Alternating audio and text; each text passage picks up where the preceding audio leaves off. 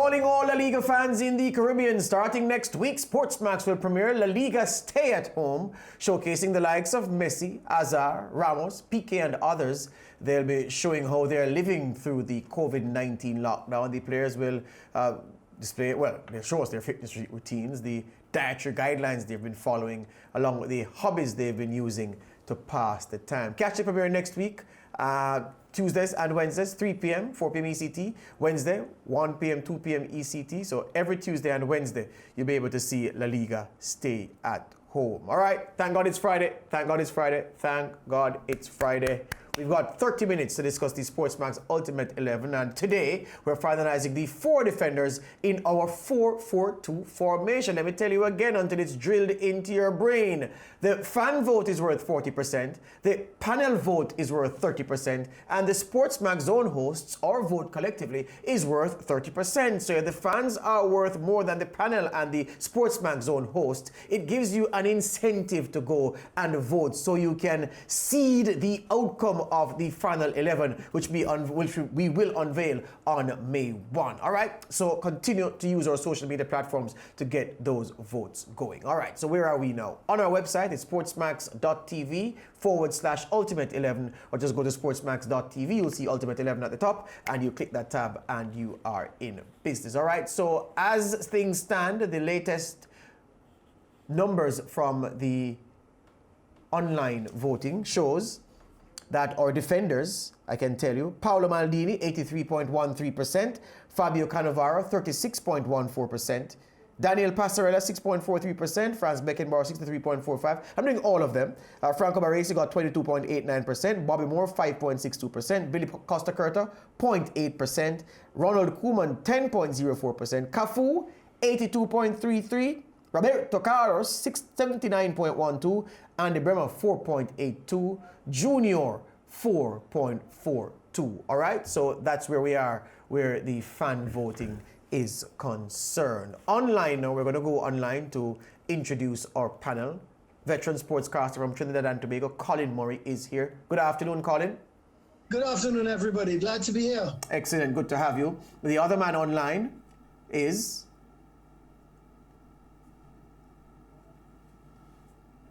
Who else do we have online? I see Juan G. Arango there. Yeah, bye. Hey, it's me. Yeah, I just saw you, my friend. There you go. I was looking for you. Excellent. Yeah, good to have you. It's okay. Good to have you. Glad to be here, man. There you go. He needs no introduction again. And the man who certainly needs none is the dreadlocked Brent Sancho. Brent, are you a Rasta man or not? Well, it depends on who's asking, my friend. Excellent. Rasta to the Excellent. heart. Rasta to the heart. There you go. All right. So what we have, the panel that we have, viewers, is a specially chosen panel. In the form of Colin Murray, we have a man who has seen many summers, winters, many footballers, many teams over several decades of work in sport, calling sport, commentating sport, and observing it. We have Juan G. Arango, who is the commentator of choice for the big CONCACAF and CONMEBOL matches. His stock is rising. Well, his reputation is expanding faster than the universe, I can correctly say. And Brent Sancho, the footballer on the team. We have a professional cricketer, a past professional cricketer on the SportsMax Zone set. So we have our pro here, where the panel is concerned. Brent is their pro and the man who played World Cup football in 2006 for TNT. Anyway, so gentlemen, yesterday we started with 13 defenders. We had 8 center halves. That 8 has now been cut down to 4, and today we pick 2 from the 4. All right, so just reminding the viewers, if you look on your screen, you'll see that Billy Costa Curta was culled, so too Bobby Moore, then the Argentine Daniel Passarella. One of my selections, Ronald Koeman, is gone. I can't believe the August panel did not find a place for Ronald Koeman or Daniel Passarella in their teams, the center halves who've scored more goals than many forwards, but I won't hold it against them. And we are looking at Franco Baresi, Franz Beckenbauer, Fabio Cannavaro, and Paolo Maldini. We're looking for 2 from that 4. Our panel galloped along yesterday, so they've picked their fullbacks already because Cafu plays on the right, although I hear that there's a wild card coming in. We're going to hear about that wild card from Colin. And on the left-hand side, Roberto Carlos gets the selection. I don't know. I don't think there'll be any wild card selections to oppose Carlos in his left-back position, but there may be 2 wild cards to contend with when we're talking about the right-back, because Juan G may have a wild card, and certainly Colin Murray has a wild card as well, but it looks as if Roberto Carlos is safe. All right, gentlemen, let's go. Let's talk about Paolo Maldini. Based on what is happening online, can we see that graphic again, Kino, with the statistics? Maldini is, based on my screen here, at 83.13%, Paolo Maldini. So that means he is the leading centre-half that is still standing. Let me look at Franco Baresi. He got 22.89% of the votes from the fans. Then Cannavaro, he got 36.14%. And then Franz Beckenbauer, he got 63.45%. So I dare say, gentlemen, that our fans online, along with the panel of experts and the zone hosts, have gotten it right in terms of the top 4. Maldini, Cannavaro, Beckenbauer, and Baresi. Yes, that's what the fan vote is saying. So we are right. Let us now cut them down to 4, to 2. But before we do that, the question for you, Brent, does Maldini stay as a centre-half option, or can he displace Roberto Carlos at left back, you think? Beg your pardon. Talk to me, Brent. I think he would stay as a centre-half option. For me, it's a real close call because he's done well as a left back. But I think the way the game has revolutionized it and needing a left back with that attacking option, I think Roberto Carlos is a better attacking option. What I would say as it relates to the centre-half pairing, it's important to have a ball-winning centre-half and a centre-half that could play out of the back. And I think that is the key is finding the 2 persons that we do select today that could complement each other. But Brent, is key that we have the centre halves that can complement each other. Brent, I want you to keep your powder dry. The centre half discussion will happen. Just hold on. I just wanted you to clear up the Maldini issue, and you've done that very well. I have to talk to the gentlemen who have the wild card picks for the right back, because Colin Murray, for some reason, isn't satisfied with what we've done at right back. Neither is our good friend Juan G. Arango. Both men are disgruntled, and they've dug into the history. Included, but he was the man that started the revolution of attacking right backs. He scored probably one of the, and I actually went back today and had a look at that goal, the 4th goal he scored in the final, an absolute beauty, 20th century. He was also named by none other than Pelé as one of the 100 world greatest living players at the time. You know, so to me, Carlos Alberto was not the normal right back. He revolutionized attacking wing-back play. And, you know, I just thought that he should be the man. Give us today, gentlemen. I'm going to pit the men who have the wild card selections directly against each other to discredit the wild card selection that the other would have chosen. Juan G. Arango, you're an expert on South American football. You know Carlos Alberto Torres' career very well. I remember him as a rather grumpy coach of Azerbaijan for the short time that he was there. But in terms of what Colin is saying about him, that Torres it is as a wild card who should displace Cafu, which means that your wild card won't get in. What do you have to say about that selection, Juan? Carlos Alberto Torres, worth a mention? Love Carlos Alberto, met him, wonderful individual before he passed away a few years ago. But as far as revolutionizing the right back position, that wasn't him. It was Dani Santos at right back. Earlier, before the fact, he was actually the one that revolutionized the game back in 1958 in that World Cup, but that's not my wild card.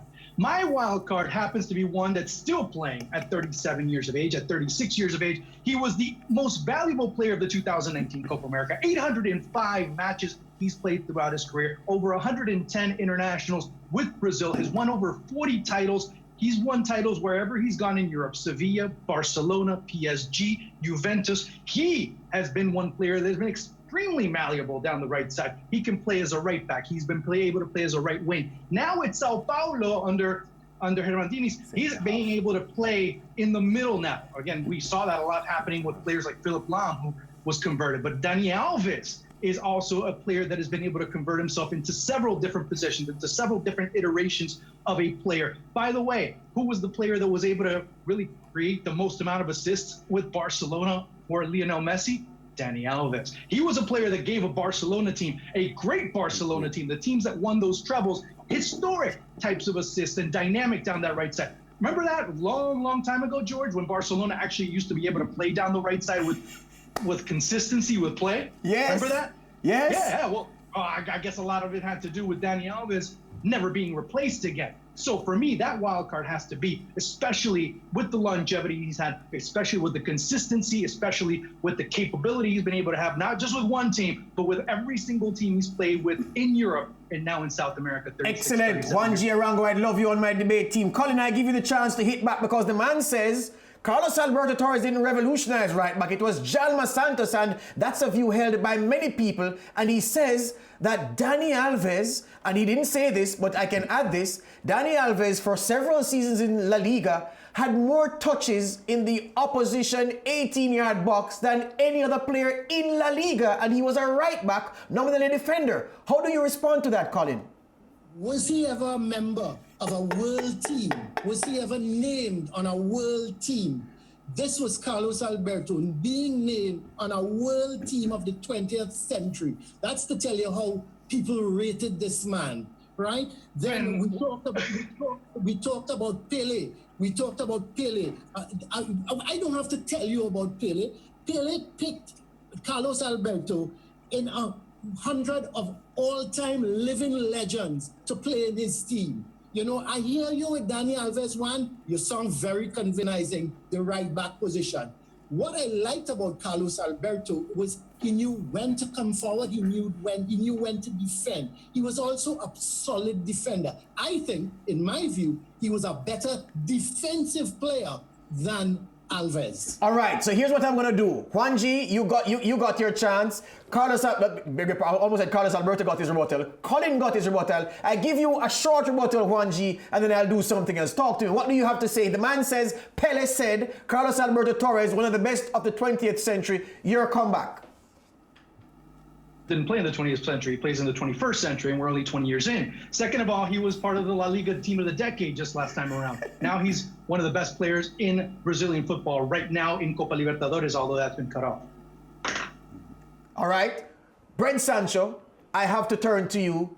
You have our two debaters, they're divided. One man says, rope Carlos Alberto Torres in because he is pure class. Another man says, forget Carlos, sure is on you. You have to rule on this issue of the wild card. Which of these two wild cards should we go for and why? I'm trying to figure out how does that fall in my garden here to rule over these two gentlemen, both of whom are working and very convincing. Because I'm the chairman and I say so. So go ahead. No, I must admit, two very convincing arguments. I think one thing that we've seen, I know we've only started recently, a couple of days as it relates to this Ultimate 11, and it's been difficult for players that would have played in yesteryear. Because obviously, one, we may not have seen enough footage of these guys to give a real true rule over their ability. And secondly, there's always been a question with these players that the type of opposition they would have faced day in, day out. When you listen to the likes of Papu and Alves, they face top competition day in, day out. The European Champions League has now brought players playing against a top opposition, not just for a World Cup series, but day in, day out and throughout the season. When you look at the La Liga, you look at these leagues as a lot stronger than they were in yesteryear. And for me, when I am doing these types of things, I look at the opposition they would have been up against, and it's hard to say that the type of opposition that Carlos Alberto would have been up against compared to Dani Alves, for example. There's no doubt about Carlos Alberto's talent, and there's no doubt from what he's done. I just think it's such a difficult call because they're two very similar type players. But obviously, because Dani Alves would have played in a more recent time against, I think, more difficult opponents, you may want to nudge to that side. But you can't discredit Carlos Alberto. I think he's a top player as well. It's a tough one. It's a real tough one. All right, Colin, you're not getting any love from Trinidad and Tobago. Let me come to Jamaica and ask my panel of zone hosts for some support each way. The men are arguing over Torres, Carlos Alberto Torres. There was another Carlos Alberto of the Pereira variety, the 1994 World Cup winning coach, so we have to distinguish. So Carlos Alberto Torres and the man Dani Alves. Where are you? Because here's what's going to happen. My producer has said to me, George, if the debate is strong and if both men are adamant that they have to get their way, what we will do is add both Carlos Alberto Torres and Dani Alves to the list of right backs. And revote. Ask the fans to vote and then reconvene next week to sort it out once and for all. But that will only happen if both of you say it should happen. Yeah? Let's go. Well, what do you say? I would give Carlos Alberto the edge. And I like the fact that we have this wild card discussion so that the fans for the complete look at the best players of all time will recognize that we're seriously considering a lot of these players who may not have been mentioned earlier on. Dani Alves, and you talked about the fact that in the 18-yard box, he had more touches than any player, not any right back, any player. Why was he in there? He was drifting? No, he was attacking. That's how menacing he was. He was a defender nominally, but he attacked so frequently. He was running up and down. Yeah, but normally as a right back, you go down the plank. Okay, so that tells me that he's very attacking oriented, and therefore it sounds beautiful on both sides, but I think his resume sounds a little more exciting than Torres. Than all Torres. Right, so Colin, here's what I'm going to do for you, my friend. Here's what I'm going to do for you. I'm going to take the break first, Colin, and then when you come back, I have good news for you, and I have good news for you as well, Juan. I have good news for both of you. Let's take a break. SportsMax Ultimate 11. The discussion is hot.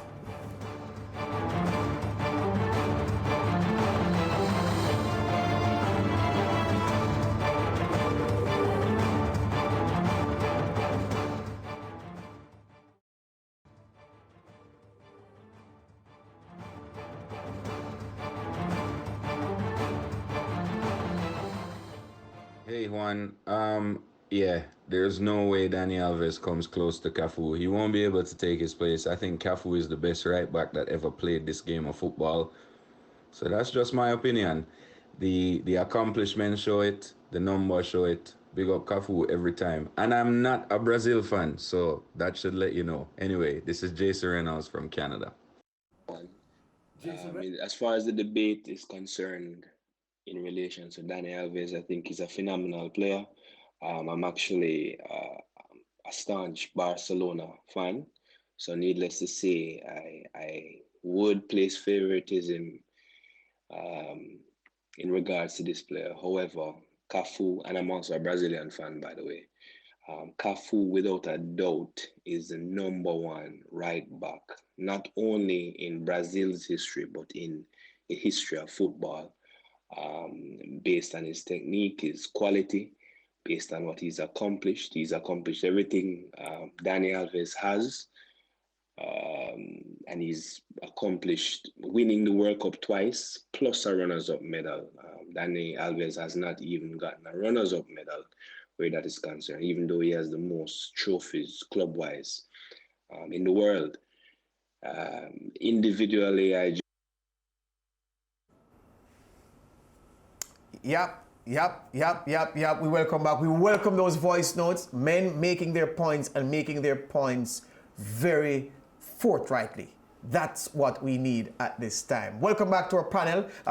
I'm here with Wayne Lewis and Lance Whitaker, our permanent zone host for the time being. Mariah Ramarak is being put into action elsewhere. She's doing some good work at CN News. Online, we have Brent Sancho, we have Colin Murray, and we have Juan G. Arango. We have the feuding two, Juan and Colin, and I have some good news for them. So here's the thing, Colin, because you spoke so well about Carlos Alberto Torres and survived some darts from Juan G. Arango, we're going to put your guy, Carlos Alberto Torres, on the list, and we're going to ask the fans to vote, and then we come and settle all arguments on Monday. Are you satisfied with that, Colin?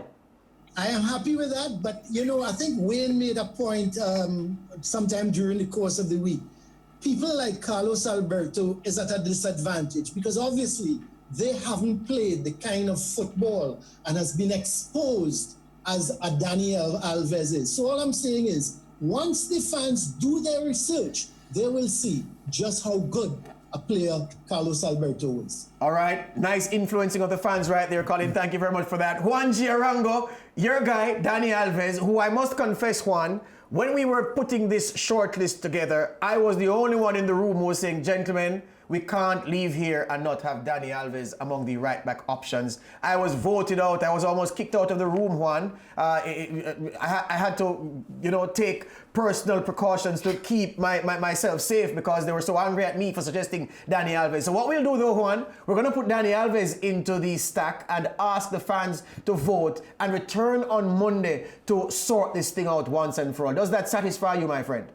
I think that's a great idea. I mean, not that Carlos Alberto is a bad option, or Cafu even less, but actually Cafu and Dani Alves are one of the biggest arguments that are going on in Brazil in terms of who the best right back in history is. Not Carlos Alberto, Cafu and Dani Alves. There you go. All right. Brent, does that, we're asking the fans to settle their argument since the man we asked to do so, Brent Sancho, he gave us a judgment rather than a verdict, so we were uncertain, so we have to turn to the fans and we'll come back to Brent again. Lance, I think you're up now because you're going to talk about the centre-backs, cutting down the list from 4 to 2. We started the shortlist with 8 centre-backs. We have 4 eliminated on day 1, 4 remaining today, and we shall select 2. Is there another wildcard coming from Juan G. Arango, though? Because he did have one in Dani Alves for the right-back position earlier on. Juan, do you jump in here? A wildcard for centre-back? Maybe. I guess, yeah, I'll throw it in. Sure, why not? I'll throw it in. Sure. Yeah, maybe. But I'm not so sure. I heard on the grapevine that Alessandro Nesto was creeping up on your list. Well, yeah, especially if it's for Fabio Cannavaro, because without him, he wasn't able to do much at Real Madrid. Let's be completely honest. So according to the zone and the panel discussion, then we shall pick 2. As we said on the opening day of the defenders discussion, we eliminated Costa Curta, Moore and Passarella, along with Ronald Koeman, leaving Franco Baresi, Franz Beckenbauer and Paolo Maldini, along with Fabio Cannavaro. So 4 Europeans left for the last 2 spots in the central defensive position.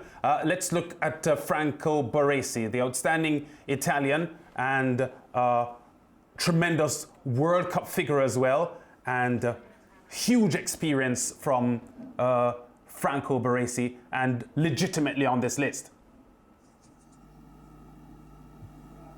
It's a tough call, man. I mean, but it breaks my heart to not include Franco Baresi. He's one of my favorite players of all time. But part of this criteria is, would he be able to play today? Would he be able?